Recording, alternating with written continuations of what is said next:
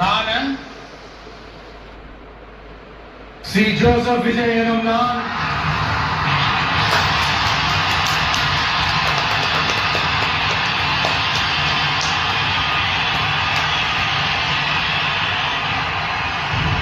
சட்டப்படி அமைக்கப்பெற்ற இந்திய அரசியல் அமைப்பின்பால் உண்மையான நம்பிக்கையும் மாறா பற்றும் கொண்டிருப்பேன் என்றும் இந்திய நாட்டின் ஒப்பில்லாத முழு முதல் ஆட்சியையும் ஒருமையையும் நிலை நிறுத்துவேன் என்றும் தமிழ்நாட்டு அரசின் முதலமைச்சராக உண்மையாகவும் உளச்சான்றின்படியும் என் கடமைகளை